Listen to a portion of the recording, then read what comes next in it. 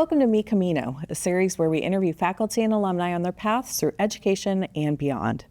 Today, we're joined by Dr. Isabel Rivera-Collazo, an archaeology professor from the Department of Anthropology at UC San Diego. Her interdisciplinary research bridges the gap between academics and the cultural and experiential knowledge of her communities. Thank you so much for being here, Isabel. Thank you so much for having me. It's a pleasure. When did you first discover your interest in archaeology? When I started my studies, I did not know that archaeology even existed. I grew up in Puerto Rico. I was very interested on my own history, on my own background, on the history of my people. But I did not know there was such a thing as archaeology. However, as I started my undergrad studies, I took advantage of some traveling opportunities. And through that, I visited a country that has a lot of archaeological research. And my first question as a student was like, wait, do we have this in Puerto Rico as well? So I came back to Puerto Rico, went to a museum, met an archaeologist, and I asked him directly, what can I do to study archaeology here? And at that point, he said, I don't know, maybe anthropology? I changed majors and haven't looked back since. So I discovered my passion for archaeology by trying to find out my own roots on my land and our connection to the oceans and figuring it out along the way. I'm really curious how you came to UC San Diego from Puerto Rico. What drew you here? Yeah, after I graduated from my Ph.D., even before that, I've always been interested in understanding the relationship between people and the oceans. That has always been my goal. Even in all the things that I've done throughout the different research projects that I have done, my graduate studies, and I've always wanted to work in Puerto Rico, for Puerto Rico, understanding the Caribbean. This is a region that is so important for understanding the world as it is today, and it is understudied in particular by us, by Caribbean people, by local people that can convey their own histories. Once I graduated from my PhD, I went back to Puerto Rico, and I was hired as assistant professor at the University of Puerto Rico, Rio Piedras campus.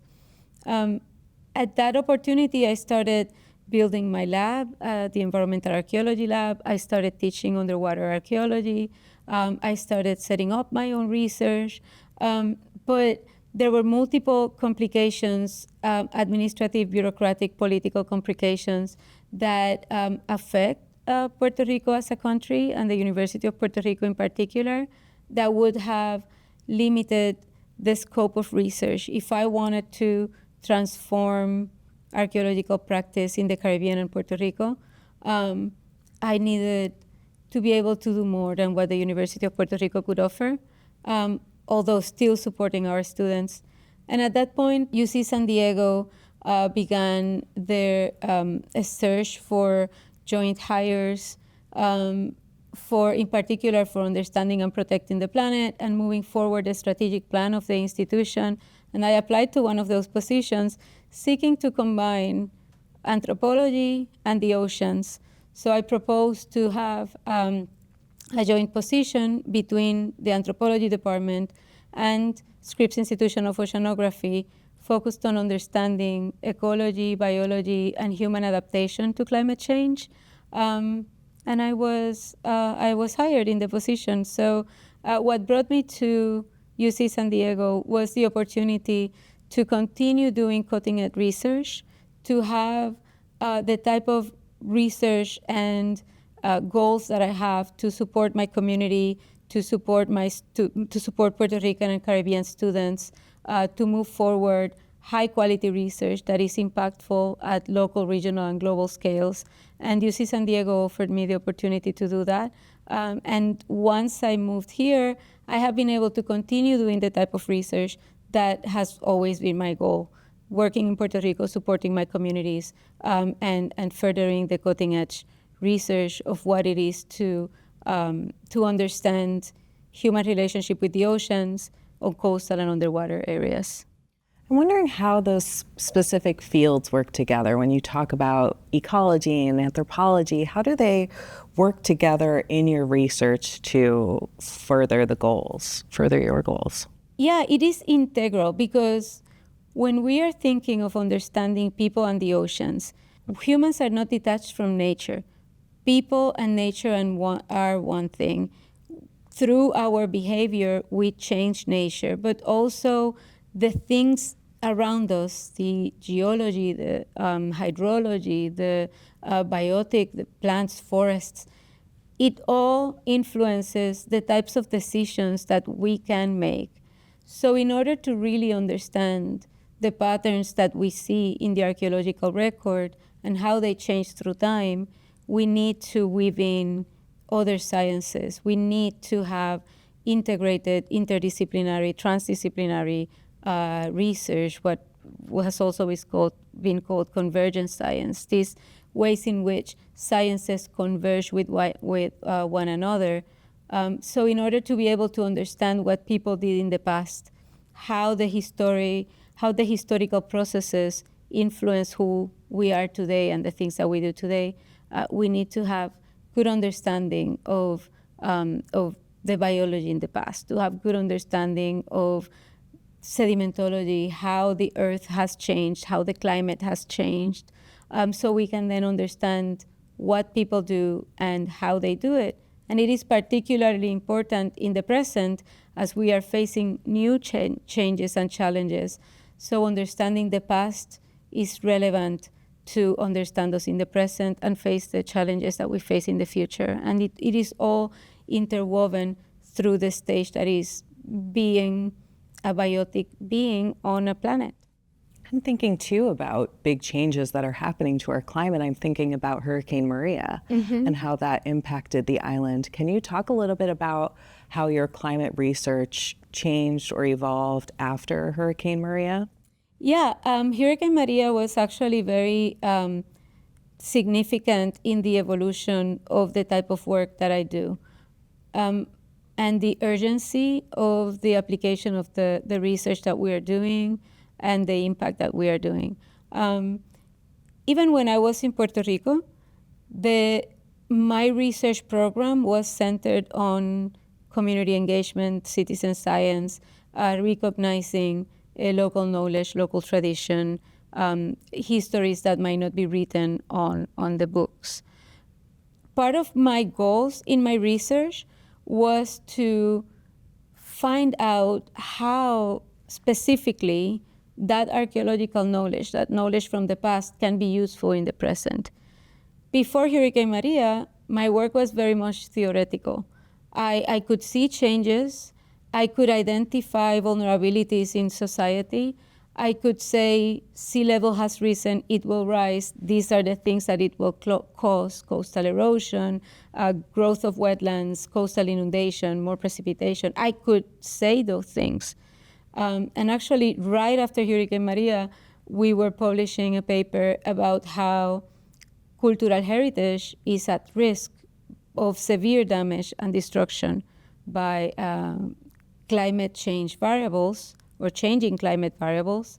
And among the things that we identify was that because of the political and economic situations of the island, there were very significant vulnerabilities that upon a high-level catastrophic event, this would come to the fore and people would be at high risk of severe damage. And when Hurricane Maria happened, exactly what we wrote on that paper is what we could see. So that had me shift my program into how can I make my research even better? Where are the vulnerabilities? What are the elements in society that are the most relevant to work towards surviving climate change? And that is what we have been doing since then. We have been working on engaging with community, learning better about their priorities, understanding better the theories behind disasters, what of climate change is what places us at risk, and then communicating that knowledge further, not just keeping it in society, but also communicating it further to communities and people that are actually at the forefront of climate change impacts.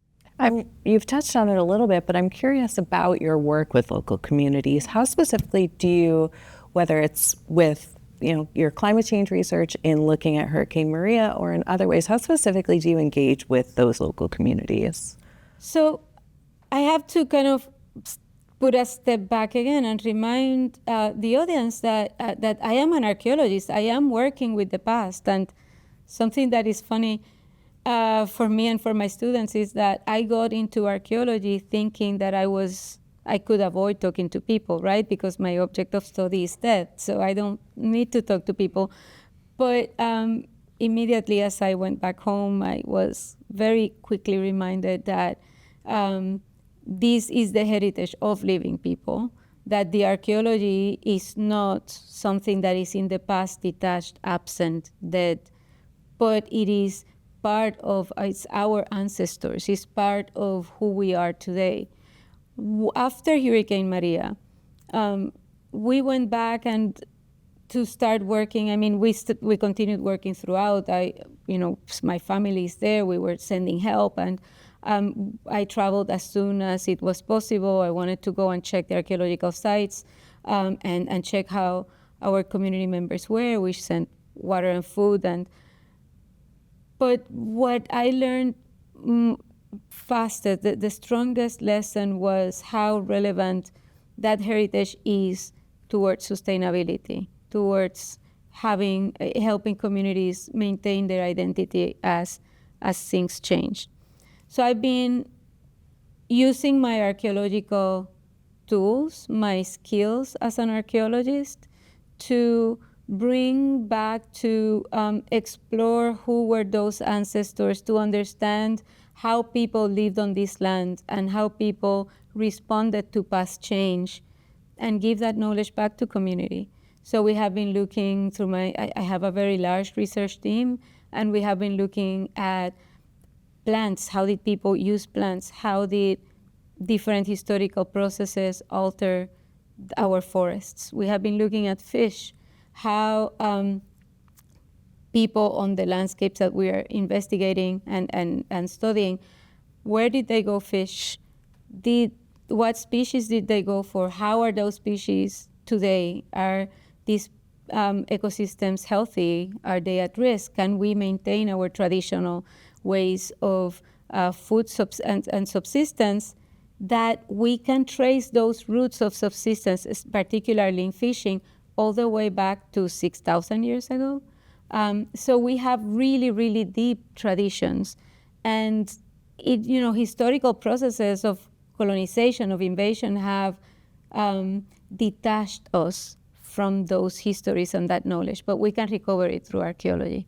One of the things that for us was very significant was that right after Hurricane Maria, changes done to the landscape by the Army Corps of Engineers caused flooding in an area that normally doesn't flood, and that damaged some sand dune ridges.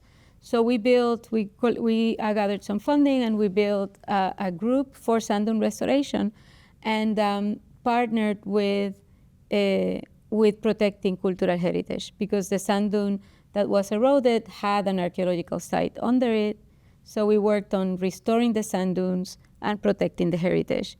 And that ended up creating a new grassroots organization, because the people who we trained now have created an organization. They are like local residents, and they focus on restoring sand dunes and sharing that knowledge, centered on protecting our landscapes, our coastal ecosystems, and our heritage.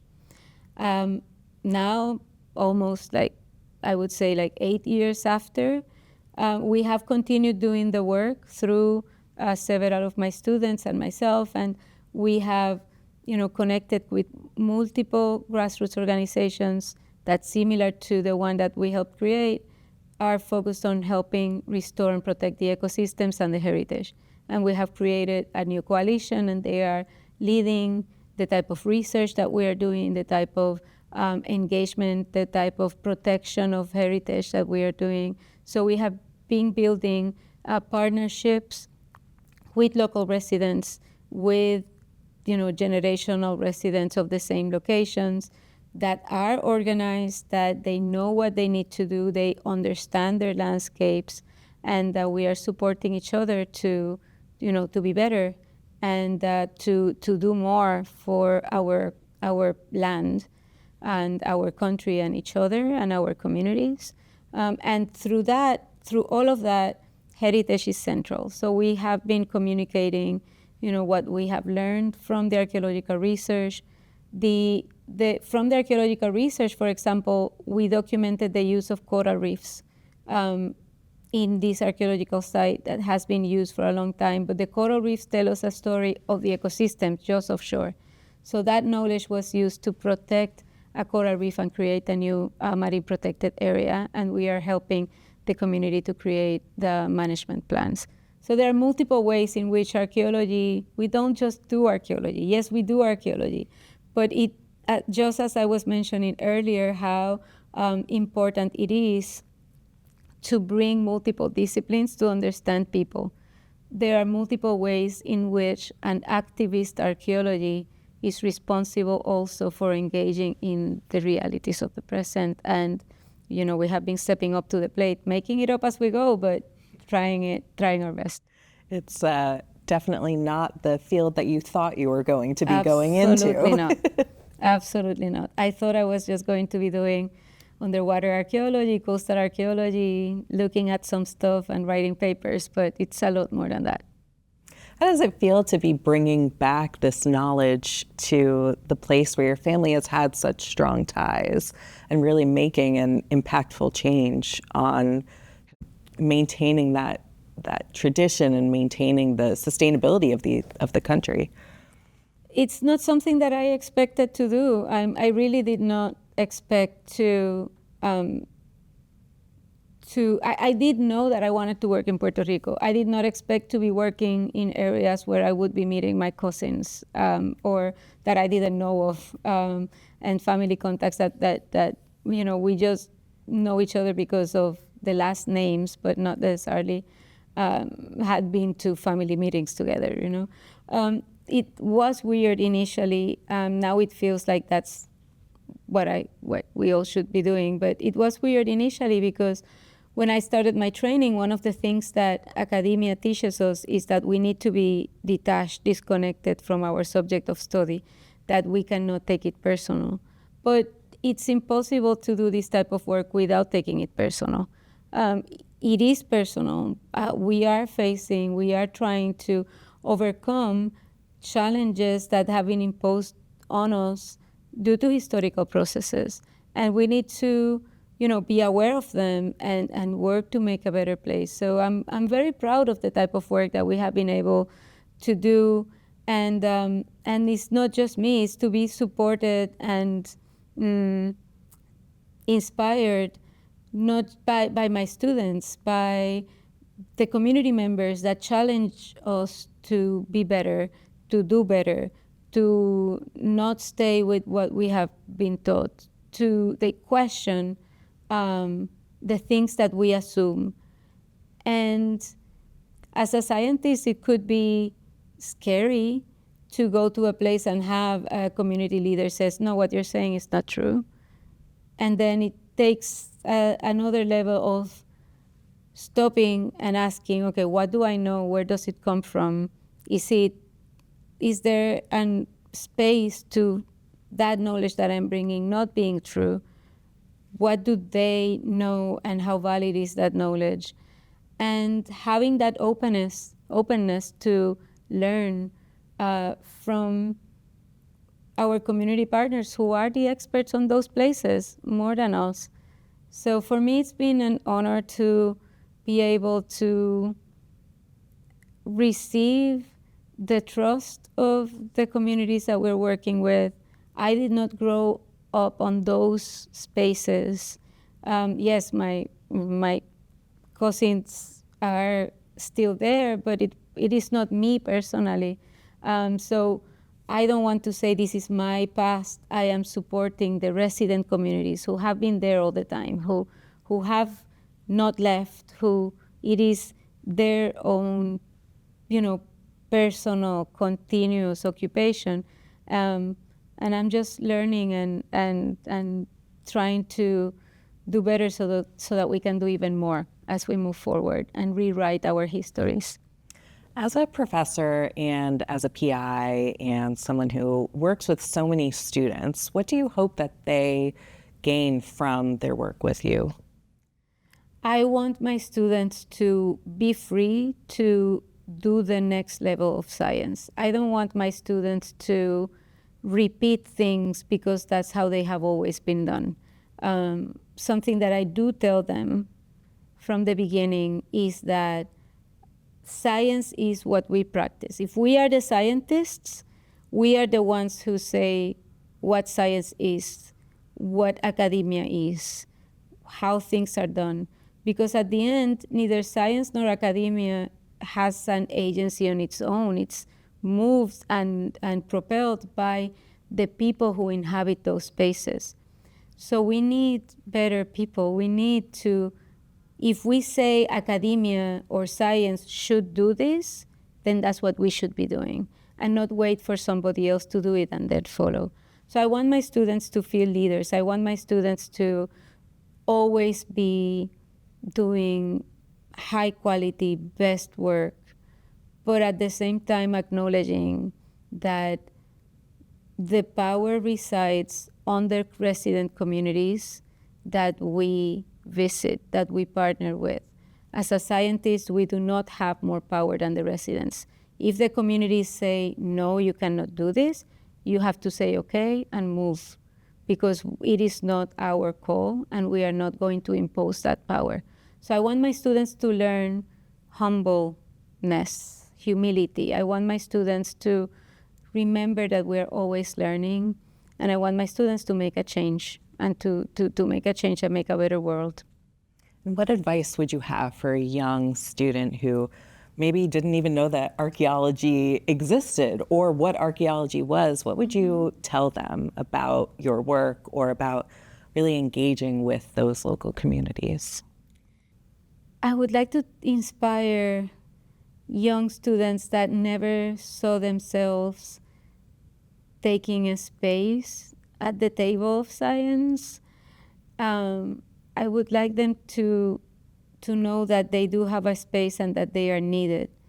First. Second, our personal histories are important. A lot of our own personal backgrounds, especially when we are thinking of BIPOC or traditionally marginalized communities, our voices are not there, but they are needed. And we need to make sure that we sit at the table, that we occupy those spaces so that we can make a change. It's hard, but it is important to find good mentors that would support us. So I would, a new student just starting the university, I would tell them, this would be, especially at an undergrad level, is the best time that you can have. Take advantage of the fact that you are with top scientists, with top people, the people that are creating knowledge, and absorb. Don't just take courses to have an A. Learn, absorb knowledge, make something different, because it will transform who you are. It will make you a different person. And be brave to try things that you hadn't tried before, and have all the experiences that you can have. Travel, take advantage of student exchange, learn more languages, expose yourself to things that you have not seen before, because the world is so rich and so diverse, and there is so much to see and learn. And as an archaeologist, when I tell people, oh yeah, I'm an archaeologist, everyone is like, oh my God, that is so cool. I always wanted to be an archaeologist. And I never did it because X, Y, and Z reasons. You can do these types of things. Like, even archaeology as a science is needed to move forward their disciplines, to challenge colonization, to challenge discourses. So students should be brave to try things, to learn things. And if I would not have traveled, I would not have discovered archaeology. I would not have been working in underwater archaeology or the type of things that I'm doing. So it's important to talk, to try more things, not stay at home doing homework, but be exposed to the knowledge, absorb, read, and try new things. And if you want to volunteer in labs and do things that will expose you to the things, maybe they will discover things that they don't like. And like my own children have tried things they might have thought they wanted to do one thing, and once they try it, it's like, no, that's not what I want to do. So the more they try, the happier they're going to be. And once they decide what their career should be, that career should be something that they like so much that they would pay to do. Don't do something that just because it will move things forward, it will get food. Yes, that, but also do something that you're so passionate about that makes you happy to wake up in the morning and say, oh yeah, and they are paying me to do this. So that's, salary is important, of course, and also happiness, so being happy in the process. Well, thank you so much for joining us today, and we look forward to hearing more about your research. Looking forward to it. Thank you so much for having me.